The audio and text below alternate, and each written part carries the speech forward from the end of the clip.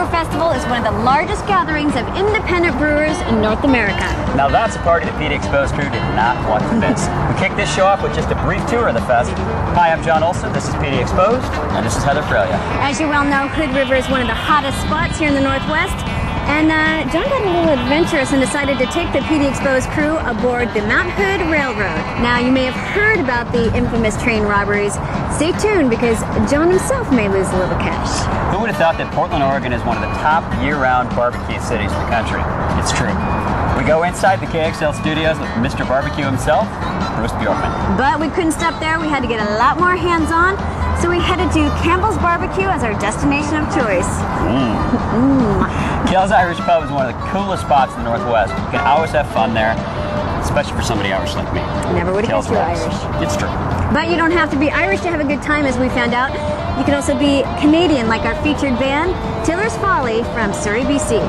You want good music? You've got good music and so much more on this episode of PDXposed.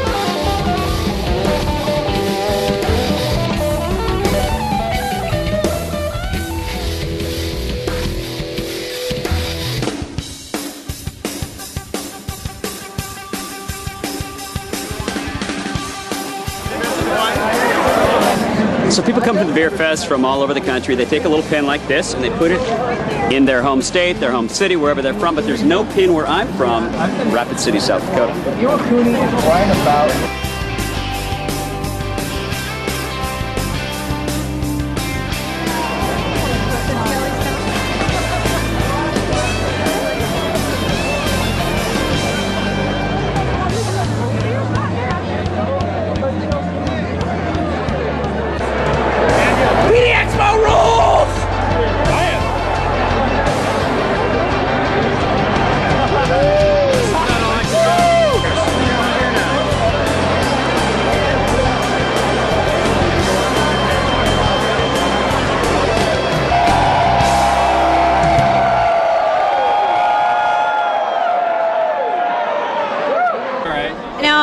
Everybody says Brewfest their favorite festival of the year. Why do you think that is? I mean, aside from us seeing a lot of drunk people. Well, for me, it's just like night like tonight. It's just, it's a good time to come out with all your friends and just have a beer that you normally wouldn't have.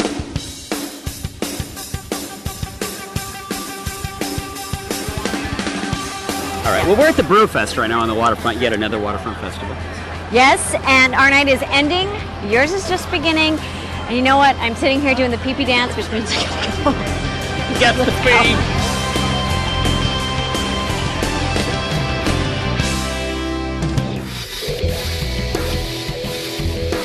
Hi, I'm Bruce Bjorkman from KXL's Cooking Outdoors with Mr. Barbecue every Saturday from noon to 1. And you're watching PDXposed!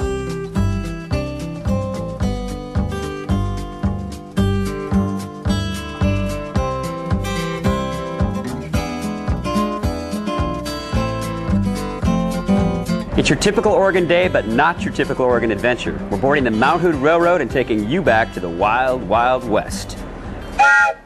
All aboard!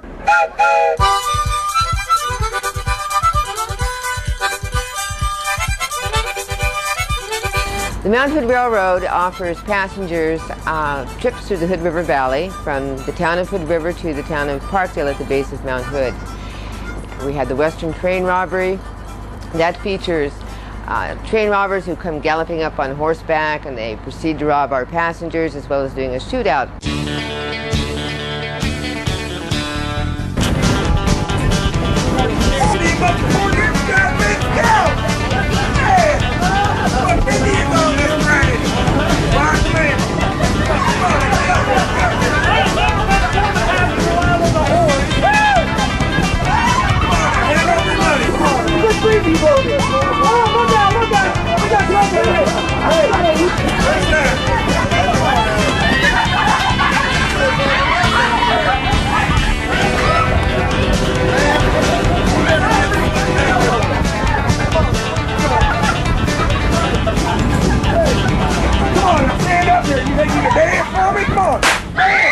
How does one get into train robbery?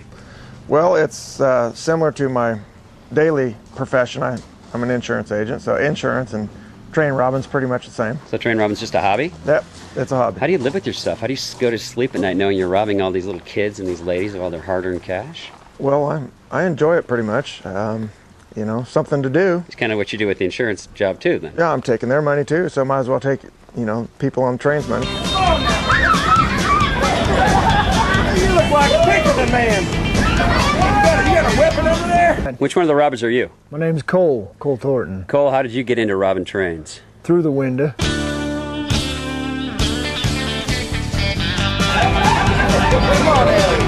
I'll count it out for you. I'll count it out for you. That thing is... Don't take all of it.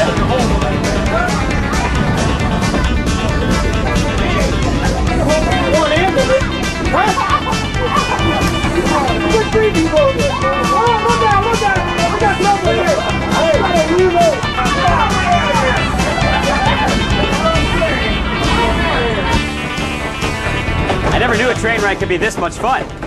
Bring on those stinking train robbers.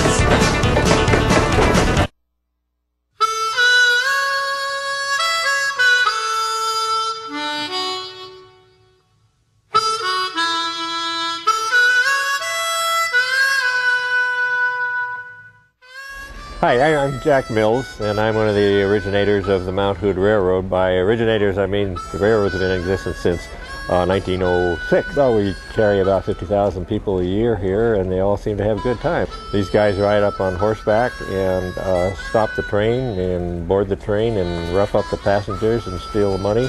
Somebody might get hurt. Undoubtedly, somebody's going to get killed here in a few minutes.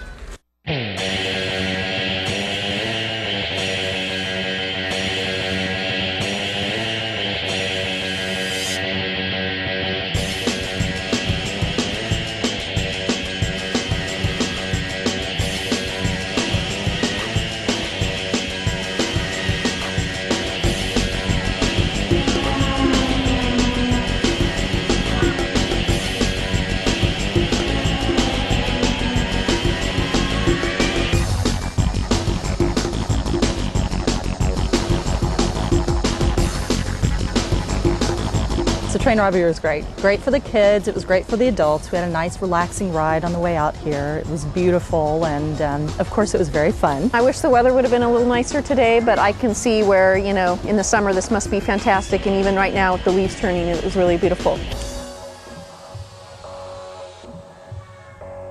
Okay, we're here in the cab, which is basically the heart of the train. Leonard is the locomotive engineer who's driving this train today. Leonard, you got to share with our viewers the knowledge of how to actually run one of these trains. Basically, what we have is a throttle. Each run position has a set RPM, series, parallel, shunting, and so forth. Regenerative braking, the traction motors. This is basically the neutral. It would unlock the controls, so you're dealing with a lot of mass here, a lot of weight. Go ahead and blow the horn. We'll get everybody loading up here.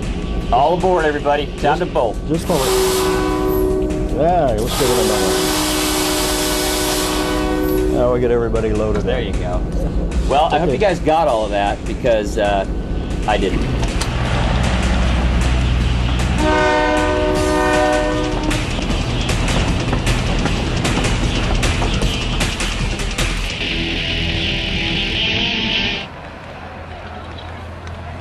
Don't go away. PDXposed will be right back.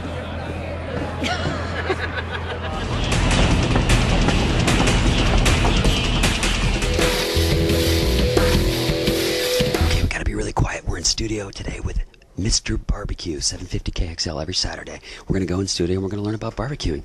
This is my crew here. They're getting set up for the shoot. Hey, you guys, does this shirt make me look fat? No, you look great, John. Yeah, super. Okay, thanks. All right, Mr. Barbecue, come on. With Mr. Barbecue on News Radio 750 KXL. There he is. And welcome back. It's 12:33. It's a daytime edition of Cooking Outdoors with Mr. Barbecue. Our guest in studio, he is John Olson, and if you watch PDXposed on Comcast Cable 14, you see John and his lovely co-host Heather on there every single week. So now let me ask you the loaded question. Your co-host is a very attractive lady. She's not bad. Are you two married? No. We are both single. Yeah. And there's nothing going on. We're just friends. Yeah. Sure, we've heard that before. It's true. Uh-huh. We call this now the Lars Cave, by the way. There's a lot of Lars in the As you room. can see, we've got this dark wallpaper. And, you know, I want to do this on camera. Okay? People ask me, you know, are you and Lars really friends, or do you just kind of pass each other in the hall? Lars is a very dear friend of mine, and watch this. He just I kissed love Lars. He's my dear, dear buddy and friend, and he and Tina are very good friends for a number of years. So yeah. Anyway. Very nice, Bruce. Now the rumors are gonna fly. It's on camera now, buddy. It's on film. So I have another question for you. Okay. We're in Portland, and this is apparently one of the barbecue capitals of the country, is it? Well, you know, it's really becoming known for its barbecue in its own special way. I can remember, 13, 14 years ago, when we maybe had 4 or 5, maybe 6 barbecue restaurants. Now I think there's close to 18 in the greater Portland metro area. Wow. And it just seems like it's a phenomenon that continues to grow. And when you begin to talk about barbecue to people, I mean, unless they're a diehard vegan, their face lights up. You get to see the fact that they start to drool. You know, they just turn ravenous when you begin to talk about good barbecue. Well, we have a long, long shoot today, and we want to end the day at one of those barbecue joints. Okay. There's a place, I was looking at the website, and there's a place that has, they call it The Sauce. Mm-hmm. That's where we got to go. Where's this? Okay, that's Campbell's BBq at Southeast Powell and 87th. It was started back in 1991. I love it because it's a brick pit, wood-fired barbecue where they cook all of their meat. It's just a family place, a little small restaurant. You're so low-key about it, though. But you know, all my friends that have come here said this is like the best barbecue. You got to come to Campbell's and try it. That's nice. What makes it so good? First of all, we have a brick pit that's built inside the restaurant, and I think with that in itself, just using wood and cooking and slow cooking the food, it kind of just has its own ambiance from that. And then, of course, our barbecue sauce. The Sauce. The sauce, that's right. So now, is this part of the reason you guys were voted as like the best barbecue restaurant in Portland? City Search voted you guys the best barbecue restaurant. I think it has a lot to do with it. Has that helped out the business since that happened? Yeah, definitely. We have a lot of just faithful, true people that have been here for the whole almost 15 years, and then constantly getting new customers in all the time. So, what are your specialties? Probably give you what we call the biggie, and it has a little bit of all the meats on the menu. So it has pork ribs, beef ribs, brisket, turkey, sliced pork, chicken, has side dishes, and cornbread, so you're going to get full. Well, Annette, thank you very much for joining us. Thanks for having us here. It's time to go try the sauce.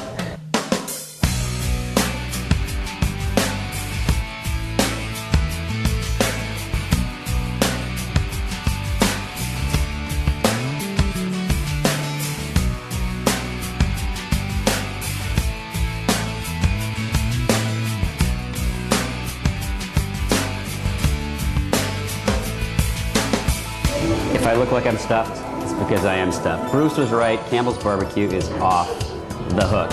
I swear to God I didn't eat all this stuff. The rest of the crew was here too, but they bailed. You gotta come check out Campbell's BBq. I always judge a restaurant on ribs, and I think they have stupendous ribs. It's great. I think their brisket is tremendously good. Everybody that I know that goes there and just orders the brisket, we have to carry them out because, I mean, they just pass out. They're just so absolutely blown away by it. Do you think they'll let me get in the kitchen with them? No, I'm going to tell you not. They won't? I mean, they'll even let Mr. BBq in there, and I'm kind of like part of the family.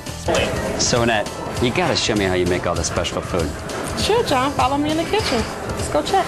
Get your heart out, Bruce.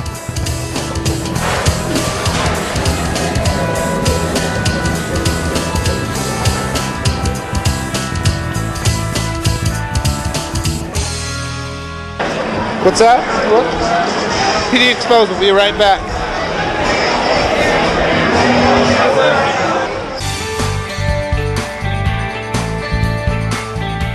So Tiller's Folly, welcome from Surrey, Canada. Well, thank you very much. It's so great to be here, and thank you so much for having us on the show. Let's introduce yourselves. Tell us your names and what you play. My name is Lawrence Knight. I play bass. I'm Bruce. I do lots of stuff. I sing and play. I'm Nolan Murray, and I play the fiddle, mandolin, sing bass vocals. Eric, and I strum guitar and play some mandolin.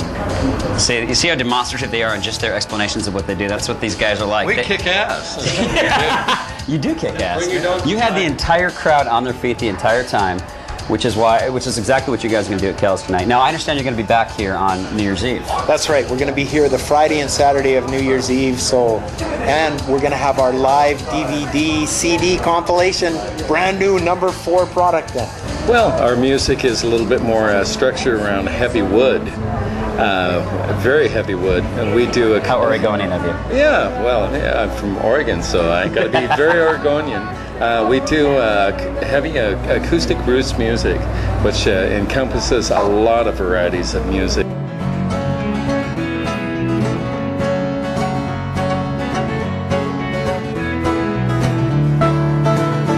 On the sun-warmed rocks by the river, with a heat day pounding in my shins, I lay down on the shore, my heart stricken sun, shake off vagabond blues. What's the biggest misperception about Canadians?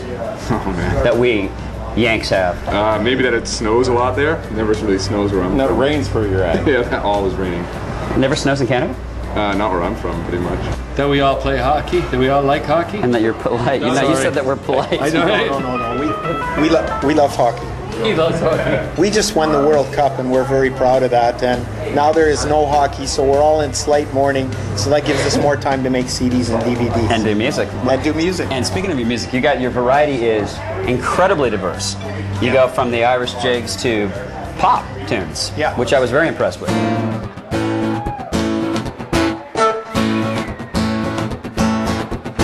Well, someone take the poison, one that'll let it sting. I've known to sleep with either one, I've often done the same. There's those who want my sympathy, no matter who they are. Now, poor pathetic creatures drinking water at the bar. Now, then I take a ribbing if he ordered up some tea. Some that shot for whiskey, well, it's not a drink for me.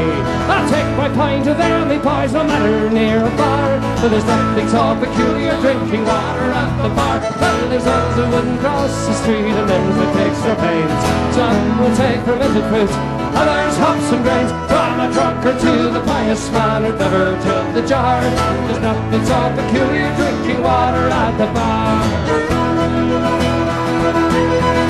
Well, I might forgive a man if he by chance had robbed a bank, or a captain who through sheer neglect allowed his ship to sink. I can understand unfortunate men are forced to steal a car, but there's simply no excuse for drinking water at the bar. When there's colas and the sodas from the rafters to the floor, there's coffee and there's cocktails with there's cordials galore. Players drinks of all descriptions, so it strikes me as bizarre. And they no imagination drinking water at the bar.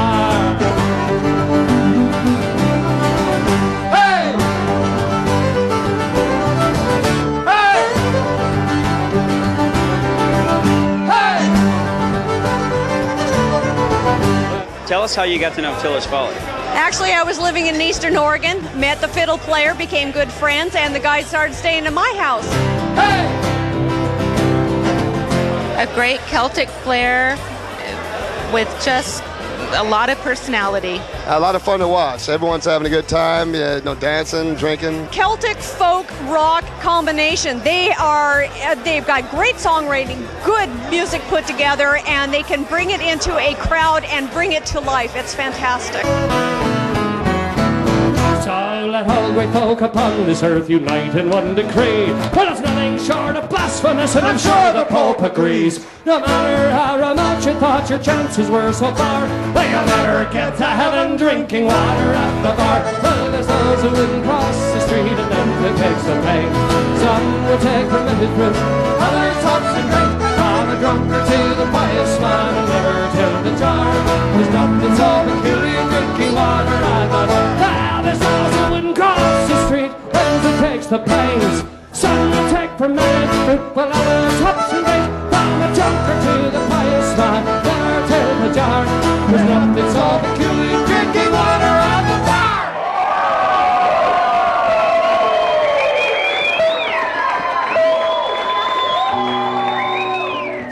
for joining us on this episode of PD Exposed, and thanks to all the people that joined us on our show today. Without you, there is no PD Exposed. And without our sponsors, there's no PD Exposed, so we'd like to thank them as well, like CDDS.com, Vitality, Latitudes, and of course, Comcast.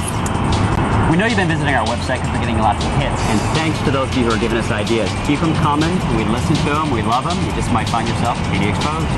See you next time. Make good memories, everybody.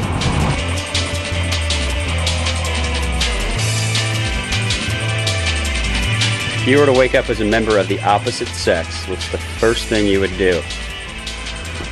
I reckon I'd check myself out first. Check and if I was what do good you mean, looking, I'd probably have my way with myself. Well, no, I might go ahead and make a good living if I found that out. I might turn into a doggone, well. Easy now. I said North America. God bless it. God bless Hood River. You don't have to rub me so Yeah, hard. okay. Don't rub her. Just put your hand on her. You're beginning, and I'm doing the pee-pee dance because we got to pee. And you're watching PD Exposed.